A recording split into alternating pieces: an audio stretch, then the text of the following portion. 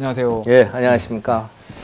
최근 여론조사를 보면은 이제 이재명 후보가 윤석열 후보와 격차를 좀 벌이면서 이제 가는 추세인데 좀 판세 분석을 좀 어떻게 하시나요? 첫 번째는 선거 전문가들 이야기를 들어보면 데드크로스다. 데드크로스라는 거는 이재명 후보가 잘했다는 게 아니라 윤석열 후보가 못해서 조금 높았다는 거거든요. 그러니까 그건 윤석열 후보가 올라오면 별 큰 의미가 없다 하는 말이고요. 그러나 또 최근에 들어서는 골든크로스다. 이재명 후보가 또 잘해서 올라간 측면이 있다. 한 5% 정도. 이렇게 분석을 많이 하더라고요. 그래서 저희들이 조금 앞서 있구나 하는 생각은 있고요. 다만 그 격차가 무슨 뭐 10%, 15% 앞선 게 아니라 5 내지 10%. 이건 언제나 출렁거릴 수 있어서 안심할 수가 없는 수치고요. 더더욱 우리 유권자나 국민들이 후보들을 주목하고 누가 이 나라를 끌어가기에 적합한지를 이제 판단하기 시작하면 이재명 후보가 훨씬 유리할 것이다. 이렇게 감히 생각하고 있습니다. 그리고 사실 이번 달이 사실은 어떻게 보면 가장 중요한 시기잖아요. 근데 최근에 물론 그 지지율 격차도 있지만 국정 지지도나 그다음에 정권 교체는 사실 여론은 하락세인데 같은 맥락에서 해석을 할 수 있는 건가요? 그러면 같은 맥락이고 정권 유지와 정권 교체는 저는 비등하다고 봅니다.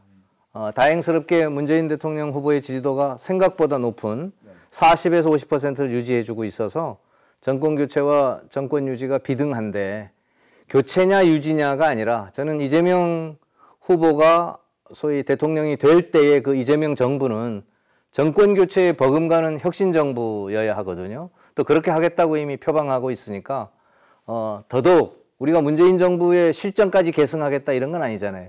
못하는 것은 과감히 버리고 바꾸겠다는 거니까 그런 측면에서의 유지 교체보다는 얼마나 새로운 정부냐, 얼마나 국민 앞에 다가서는 실천력 있는 정부냐, 이것이 판가름할 거라고 봅니다.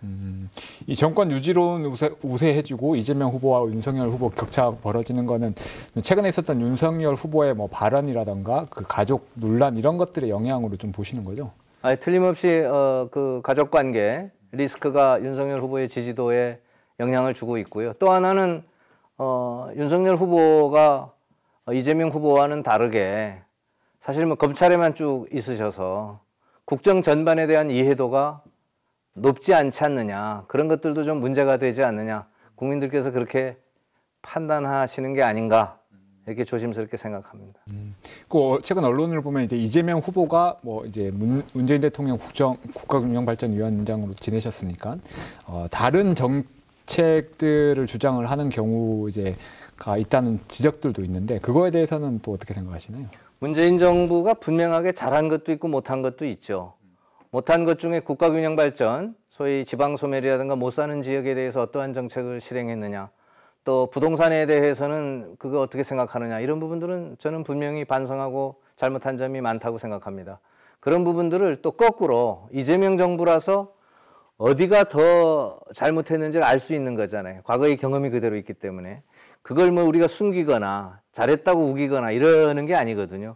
겸허하게 잘못했습니다 그러고 분명하게 이것은 고치고 훨씬 더 잘해 나가겠다 이렇게 하는 거여서 오히려 또 국민들께서 믿어주고 다가갈 수 있지 않냐 이런 생각도 듭니다. 알겠습니다. 그 이재명 후보가 사실 제주도에 이제 선거 운동차 한번 올 예정이었는데 코로나19 때문에 이제 취소된 적이 있었잖아요. 그럼 이재명 후보 제주 방문 일정은 어떻게 되고 좀 와서 어떤 활동을 계획 중이신 건가요? 이재명 후보가 세상에 알려진 거하고 다르게 제주도를 굉장히 좋아합니다. 제주도에 굉장히 감사하고요. 그러니까 신혼여행 왔을 때는 신혼여행 그 일정을 다 팽개치고 제주도에 사셨으니까 그만큼 제주도의 매력적을 가지고 있는 분인데 이상하게 제주도에 올 때만 되면 첫 번째는 원희룡 지사가 오시지 말라 그래서 못 왔고 두 번째는 코로나 때문에 못 왔고 그래서 한 번 다녀가시긴 했는데 경선 전에 이번에 또 올라 그랬더니 또 코로나 때문에 못 왔어요. 그래서 제가 이재명 그 대통령 후보께는 하늘이 허락할 때 오라. 하늘이 아마도 아직 왜 그러냐 그래서 제주에 대해서 더 고민하고 제주도민에게 무엇을 이야기해야 할지 어떠한 선물을 줄지 더 크게 고심하고 오시라 그래서 아마 그 고심이 끝나면 빠른 시간에 오시지 않을까 싶고요. 1월 내에는 오시지 않을까 기대합니다. 다만 코로나가 뭐 지금 상황이면 어렵고요. 조금 좀 잠잠해져야 되겠죠. 거리두기가 지금보다 좀 더 완화되면 예. 1월 안에는 오셔야 되지 않나요? 다른 일정을 당연히 뭐 고려하면? 저도 오시려고 생각하고 예. 대신 뭐 언제 며칠 날이다 이렇게 날짜는 박지 말라 그랬습니다. 예, 돌아다니시면서 편하게 오시되 언제든지 제주도에 와서는 당신의 이야기를 하실 수 있을 만큼 준비를 좀 철저히 하시라. 예, 그리고 뭐 자주 소통하면서 공부나 준비는 많이 하고 있습니다. 뭐 제주에 대해서 각별히 생각하신다고 이제 말씀을 하셨는데 그 지난번에도 일정 자체는 사실 1박 2일이었잖아요. 네. 그럼 이번 우선 각별히 생각하는 이유가 어떤 건지 좀 궁금하고 다음 일정도 1박 2일 일정으로 올 가능성이 높은 건가요? 그러면 다음도 뭐 1박 2일이라고 저는 생각하고요. 제주도는 사실 이재명 후보뿐만이 아니고 제주도가 뭐 우리나라의 보물섬이니까 각별하게 다 생각하죠. 그리고 제주도에 대해서 더 각별한 이유는 경기도지사를 했잖아요. 그러니까 도지사로서 가지는 소위 지역의 정책, 지역의 개발에서 제주도에 대한 관심, 제주도 정도에 도면은 굉장히 도지사로서 할 일도 많고 좋은 일도 할 수 있고 정말 도를 위해서 이런 그 부러움 같은 것 이런 것들이 많았다 그래요. 경기도만 해도 경기 북부 남부가 굉장히 이렇게 갈라져 있거든요. 북쪽은 접경 지역에서 어렵고 남쪽은 또 저 비교적 서울에 출퇴근하시는 분들이 사시고 그래서 해결해야 될 것들이 굉장히 산만하고 큰데 제주도 정도면 굉장히 좋지 않냐. 그리고 특별자치를 해서 잘하면 굉장히 부러운데 어떻게 잘 되시냐 뭐 이렇게 물어보는 거 보면 각별한 관심과 사랑을 가지고 있습니다. 그 뭐 최근 여론조사는 아니지만 그 제주도에서도 여론조사상으로는 이제 이재명 후보가 한 10%포인트 정도로 이제 앞서는 걸로 나오는데 제주도에 내려오시면 다양한 선거 운동을 하셔야겠지만 도당 차원에서 혹시 주안점을 두는 그 선거 운동 방향 같은 게 있습니까? 제주 지역. 제주도가 가지고 있는 현안이 있죠. 우선 첫 번째는 쓰레기나 오폐수라든가 이런 우리가 환경의 가치가 큰 섬임에도 불구하고 환경을 관리하는 게 굉장히 서툴러서 굉장히 어렵잖아요. 그래서 도민들도 이런 부분들에 짜증이 많고요. 그 다음에 교통이라든가 도로라든가 항만이라든가 공항이라든가 다 붐비잖아요. 인프라가 그냥 완전히 그냥 이렇게 지금 애로에 걸려 있어서 그러니까 이런 부분들 그리고 민생이 제주가 굉장히 가치가 있다는데 그 가치를 충분히 살리고 있냐? 이런 못 살리고 또 못 살리는 만큼 민생도 어렵고 일자리도 없잖아요. 이런 부분의 인식 그동안 특별하게 뭘 하겠다고 했는데 성과라고 하는 거는 굉장히 동떨어져 있는 부분 이런 부분들에 대해서 획기적인 수선을 해야 되는데 이것은 제주도 차원에서 도지사라든가 도의회가 하기에는 역부족이거든요. 이걸 국가적 차원에서 국가전략적으로 풀어야 된다는데 이재명 후보도 동의하고 계신 거고요. 그리고 그걸 어떻게 풀 거냐 그런 거대한 그런 마스터 플랜이랄까 그런 부분들에 대해서 충분하게 준비하고 있다 이렇게 보셔도 됩니다. 제주도에 오시면은 그거에 대해서 뭔가 메시지를 전하겠네요. 당연히 전할 거고요. 뭐 예를 들면 지금 제주도민들이 관심 많이 가지고 있는 공항, 항만, 도로, 철도 이런 인프라들의 문제, 그 다음에 쓰레기나 오폐수 같은 환경관리, 물가치 이런 부분들을 어떻게 할지, 그리고 그런 미래의 전환 시대의 에너지라든가 이런 부분들이 제주의 먹거리와 어떻게 연결을 할지. 그래서 제주가 가지고 있는 진짜 그 유네스코 5관왕, 자연유산 뭐 생물권 보존지역 이런 가치에 맞는 우리 제주도가 그걸 구현할 수 있는 방법에 이르기까지 아주 구체적인 전략을 내놓을 것으로 봅니다. 준비도 저희들 착실히 하고 있고요. 그런 부분에서 이제 의원님하고도 어느 정도 소통이 돼서 제주 지역 현안이나 이런 부분에 대한 정보 전달이나 이런 것도 지금 이루어지고 있는 건가요? 예, 그래서 우리 도의 우리 민주당 도의회가 또 이렇게 30분 이렇게 있으니까 도의원들하고 저희들 그런 소위 정책 집담, 정책 요약 이런 것들을 우리가 해서 이미 그 선대위에 전달해 있고요. 또 최근에는 도민 여러분들께 여쭤보는 도민정책 공모를 실시해서 저희들 그런 아주 작은 생활 정책들 것까지 다 수집을 해서 그걸 또 이렇게 패키지로 만드는 이런 작업을 하고 있습니다. 네, 다음은 이제 좀 더 와닿는 얘기를 좀 질문을 해보겠습니다. 대통령 선거 때문에 지금 민주당 안에서도 후보들 간에 이제 뭐 출마 의사라든가 이런 걸 표현하기 상당히 이제 부담스러운 상황인데 어쨌든 이제 지방 선거도 오래 있잖아요. 그래서 혹시 의원님은 출마 계획이 좀 어떻게 되시는지? 저도 도지사에 출마할 계획을 가지고 있고 또 마음의 준비를 잘 하고 있습니다. 그러나 말씀하셨듯이 3월 9일 대통령 선거라고 하는 대격전을 앞두고 이 지방선거는 국지전이거든요. 이 국지전을 이야기하기는 결례도 되고 또 작전상 맞지 않죠. 그러니까 대선 후라는 전제가 따라다니는 건 분명합니다. 그러나 뭐 정치인이라면 제가 나가서 도민들께 제가 나가니까 날 찍어주세요. 그리고 내가 어떠세요? 이럴 수도 있는 거고, 두 번째는 불러주는 게 있잖아요. 예, 그래서 저는 제가 나서서 뭐 이렇게 하겠습니다 보다는 그게 역시 그 불러주는 쪽에 무게중심을 두고 있습니다. 의원님은 그 총선에 나올 때부터 이제 도지사 후보감이다 이런 얘기도 사실 많이 들었었고, 이제 그런 얘기들이 이제 그 뒤에서 많이 오고 갔었잖아요. 그런 측면에서 봤을 때는 어떻게 보면은 많은 도민들도 당연히 송재 의원은 이제 다음 도지사 출마를 하겠다라는 생각을 하고 있을 것 같고, 실제 여론조사에도 어느 정도 지지가 나오니까 그런 면에서는 이제 출마를 하시는 걸로 봐도. 그러니까 출마도 하고 싶고 또 출마를 해서 제가 가지고 있는 문제라 이런 걸 해결도 하고 싶죠. 그렇지 않다는 건 아니고요. 그렇지 않다면 제가 거짓말이고, 분명히 그럴 마음은 가지고 있는데 그것보다 더 우선하는 가치가 하나 있습니다. 그 우선하는 가치가 하나는 대통령 선거고, 또 하나는 민주당이 제주도정을 찾아오는 거죠. 지금까지 저희들 국회의원은 계속 당선됐음에도 불구하고 도청은 한 번도 우리가 책임 있게 정치를 못 해봤거든요. 그러니까 왜 못했는지도 잘 분석하고 민주당 도정을 찾아오는 거를 그보다 더 우선한 가치로 제가 삼아야 되고, 그렇게 제가 삼을 때 다른 후보들께도 우리도 그렇게 하자 이렇게 이야기할 수 있지 않습니까? 예, 그렇게 이 선거를 끌어가려고 합니다. 그 뭐 민주당이 이제 도정을 찾아오는 말씀도 하셨는데, 사실 지금까지 국회의원은 계속 이제 민주당이 싹쓸이를 해왔지만 도지사 선거에서는 항상 매번 이제 고배를 마셨는데, 원인이 어디 있다고 보세요? 열린우리당 그때 우금민 지사 전 지사께서 선거법으로 물러나신 후에 열린우리당 진철훈 열린우리당 후보하고 김태환 지사가 붙었던 그때 이후에는 제대로 된 경쟁이 없었다고 저는 기억합니다. 그만큼 민주당의 총체적인 역량이 결집된 후보가 있었느냐 물어보면 바로 직전 문대림 후보 말고는 그때까지는 없었고, 문대림 후보는 아시다시피 참 좋은 그 여건과 써서 이길 것으로 많이 기대했는데 애석하게 또 그때 졌었고, 그리고 지금에 왔는데 이번만큼은 지금까지 해왔던 가장 민주당다운 후보, 민주당의 총체적인 역량을 결집할 수 있는 후보. 쉽게 말하면 뭐 과잉 경선하고 막 이렇게 다퉈가지고 싸워가지고 그 적전분열하고 이러지 말고 가급적 좀 하나 되는 선거팀을 만들어서 이번에는 꼭 이겨야 되겠다.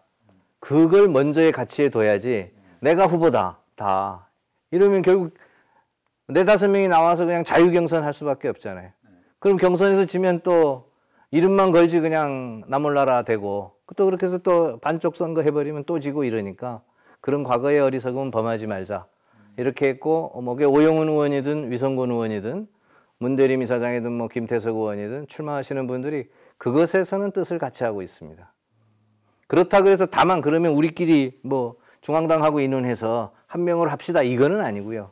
그거는 아니고 우리가 합의를 할 수 있으면 좋고, 또 합의가 안 되면 꼭 5자 경선, 4자 경선 이게 아니라 2자 경선도 가능하잖아요. 그렇게 보다 좁은 틀, 보다 합의된 틀, 그리고 나중에 하나가 되는 틀, 이걸 만들어서 가야 된다 이렇게 생각하고 있고, 그 지점은 종전하고 다르게 뭐 오영훈 의원이든 위성곤 의원이든 문대림 우리 이사장이든 김태석 전 의장이든 다 동의하고 있는 틀입니다. 뭐 제가 다 일일이 그렇게 가자고 하고 있고, 뭐 그분들이 뭐 거짓말 하시겠어요? 다만 지금 도민들 앞에 우린 이러겠습니다 하려니, 이거는 지금 대통령 선거를 앞두고 우리가 무슨 도지사 선거를 위해서 이거는 소탐대실 할 수 있다. 그러니까 우리가 대선 끝날 때까지는 대선에 집중하자. 그 대신 각자가 도지사 출마 의사를 표시하고 각자의 역량을 파일을 크게 하고 이렇게 하는 건 좋다. 그렇게 해서 그거를 같이 해서 우리의 총체적인 걸 크게 하고, 그리고 나서 어떻게 나눌지는 생각하자. 이렇게 생각하고 있습니다. 그러니까 아까 말씀을 해주셨는데, 어쨌든 지금 도지사 후보 선호도나 이런 여론조사를, 최근 여론조사를 봐도 사실상 그 앞부분에 앞순위에 위치한 이제 후보들이 다 이제 민주당 현역 의원들하고 문대림 이사장 정도인데, 사실 민주당 내 경선이 되게 치열할 걸로 지금 누구나 다 예상을 하고 있거든요. 그 부분은 이렇게 이해를 하시는 게 좋아요. 그 민주당 후보가 그게 예를 들면 어떤 뭐 분이 됐든 그분의 지지도가 아니죠. 실질적으로는 민주당이라고 하는 히말라야 산맥에 자기 걸 조금 얹은 거잖아요. 우리 제주도의 민주당 지지도가 35%쯤 나옵니다. 그러면 35% 미만 나오는 후보는 민주당 지지도만큼도 안 나오는 후보예요. 그러니까 사실 나중에 격전에 갈 때는 민주당 지지도의 35%를 깔고 그 위에 조금 덧붙여가는 거잖아요. 그러니까 히말라야는 대산맥을 우리가 준비를 철저히 하는 게 무엇보다 급선무라는 거죠. 자기의 작은 봉우리를 높이는 거는 그건 굉장히 하수 중의 하수예요. 그러니까 이 큰 산을 어떻게 만드느냐 이게 중요하고요. 그 다음에 이번의 경우는 지방선거와 대선이 같이 있다는 말은 무슨 말씀이냐면 전체적인 정권 담당 세력을 놓고 볼 때는 우리가 인수위원도 만들어야 되고요. 또 내각 총리를 비롯해서 장관들도 만들어야 되고 청와대 실장 수석들도 만들어야 되고 그럴 때 17개 시도지사도 넣어 놓는 거거든요. 그럼 전체 파이는 인원수로 말하면 한 100여 명 되는 거죠. 그럴 때 제주도에 있는 국회의원을 비롯해 정치인 모두가 도지사 하나만 집중할 거냐, 전체 파이 속에 우리가 어떠한 위치를 점해서 갈라갈 거냐, 이런 것들을 크게 봐야지 다 제주도만 오겠다 그러면 서울에서 일은 누가 합니까? 그것도 역할 분담이 있어야 된다. 그래서 장관 가실 분은 장관 가도 되고, 저는 우리 국회의원들이 누구든지 장관을 하면 잘할 거라고 생각합니다.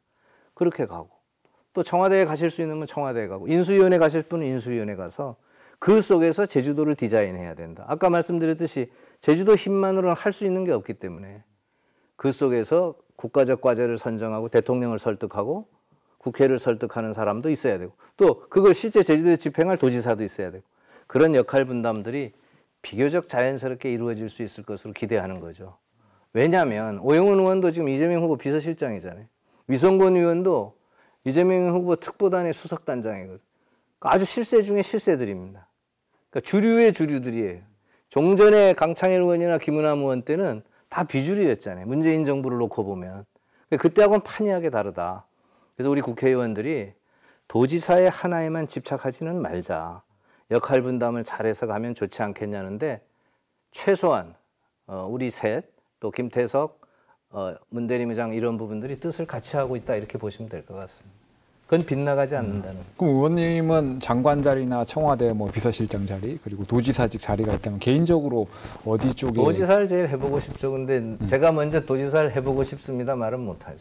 근데 그거는 다른 의원님들도 마찬가지 아닌가요? 뭐 청와대 비서실장이든 장관 자리든 보다 지사직을 사실은 원하니까 이 당내 경선 없이 이렇게 뭐 합의에 의한 후보 선출이 사실은 어려울 거라고 보거든요.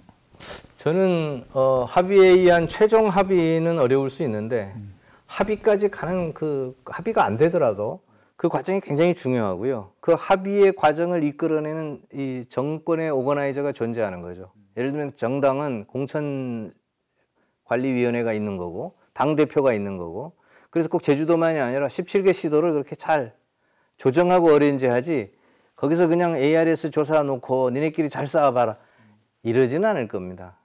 그런 걸 전체적으로 잘 조정하죠. 그렇게 조정할 때 다 타협의 산물로 오는 거지 나는 이게 아니면 안 됩니다 이러진 않죠. 저도 도지사를 해보고 싶지만 저는 도지사 아니면 안 됩니다 이래서는 안 된다고 알고 있는 것이고, 또 그래서는 오영훈, 위성권 다른 그 후보들을 모셔다 놓고 합의가 안 되잖아요. 내가 해야 되겠어 이러면 되겠습니까? 우리가 이거를 다 마음을 좀 비운 상태에서 의논을 해보자. 그래도 꼭 나 아니면 안 되겠다 이러면 그야 뭐 민주적인 방법에 의해서 그 다음은 공정한 경선 관리로 가야 되겠죠. 그래서 근데 다만 거론되는 모든 후보가 링에 올라가서 그렇게 그 모양새에 빠지게 싸우는 일은 없을 것 같다 생각합니다. 그러니까 그러니까 의원님도 그런 합종 연행이 필요한 상황이 오면 뭐 양보할 수도 있고 대신 나설 수도 있고. 당연히 제가 양보할 수 있다는 전제가 있는 거죠. 단 그 큰 가치는 뭐냐?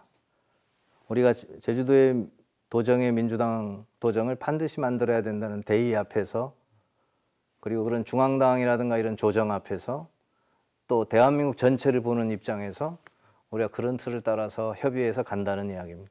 또 그런 마음가짐을 다 가지고 있다고 생각합니다. 또 평소에 이야기를 해보면 그 지점은 뭐 누구 반대하지는 않고요. 그런 가장 이상적인 합의에 의한 후보 선출은 그 의원님뿐만이 아니라 오영훈 의원, 위성권 의원, 문대림 이사장, 김태석 의원도 다 어느 정도 동의를 하는 내용인가요? 동의하죠. 네, 동의하는데 그게 예를 들면 한 명으로 합의하는 게 아닐 수 있는 겁니다. 경선이라고 하는 건 주자 전체가 와서 6명 이렇게 하는 게 아니라 한 명으로 합의할 수도 있고 그렇지 않으면 두 명이 경선할 수도 있죠. 합의의 틀이 합종 연행이 있어서 예, 그 중에 두 명이 나와서 경선할 수 있는데 아마 언론에 계신 분들이 아 이번에는 우리 후보는 누가 되겠구나 아는 선으로 가시화돼 갈 거라고 생각합니다. 그 상대당 후보 중에 혹시 그 경쟁 상대로 생각하시는 후보는 누가 있나요? 저도 뭐 언론에만 보는데 상대당 후보를 우선 평가한다는 건 굉장히 조심스럽습니다. 또 그런 위치에 있지도 않고 다만 이제 또 제주적 특성으로 다 잘 알죠. 인간관계가 다 얽히설키 있고요.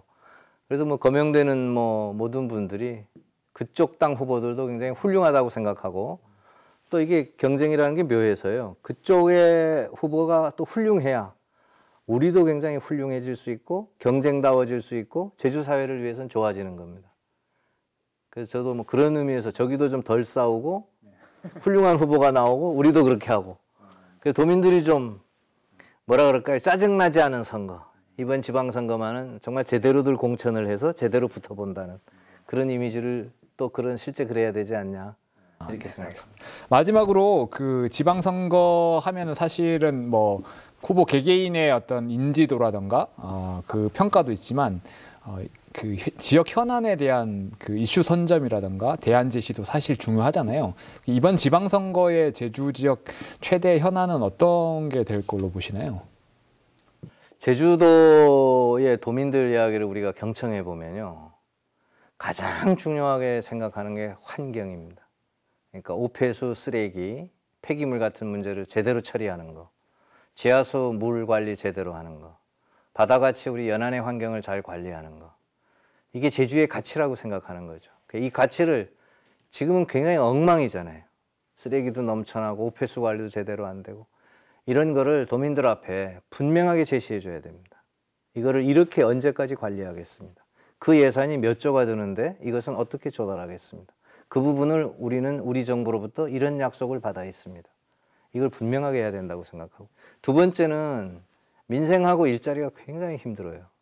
코로나 위기 때문에 소상공인이라든가 자영업자라든가 농어촌 문제도 있지만 이 일자리와 이 경제 상황 문제 특히 이제 사회에 진입하는 청소년들이 우리가 청소년들에게 희망을 주는 게 아니고 청소년들이 우리 사회에 희망을 줄 수 있게 어떻게 할 거냐. 이 부분에 대해서도 똑같이 정확한 대안을 주어야 된다고 생각합니다. 그렇게 하기 위해서는 저는 제주도가 가지고 있는 기회의 총량을 어떻게 확대할 거냐. 그럼 예를 들어서 지금 붐비는 항만의 문제는 어떻게 할 건지, 제2공항의 문제는 어떻게 처리할 건지, 그 외에 새로운 교통수단은 도입될 수 있는 것은 없는지, 인프라 부분부터 정확하게 봐야 되고요. 그 바탕 위에서 우리의 인재를, 기회의 총량이 커지면 이제는 우리 나름대로 여기서 먹어보고 우리가 여기서 획득할 수 있는 자원의 양이 큰 거잖아요. 그럼 이 싸움과 경쟁에서 제주도민이 질 수도 있잖아요. 육지에 뺏길 수도 있고 중국 사람에게 질 수도 있고. 그런 상황에서 우리 제주도민의 역량을 제주도의 인재를 우리가 어떻게 키워서 이 경쟁에서 우리가 지지 않고 우리 것으로 하도록 할 것이냐. 또 우리 자본을 어떻게 투자하도록 할 것이냐. 우리 돈으로 만들 것이냐. 이런 부분들에 대해서 명확한 대안을 제시해야 된다고 생각합니다.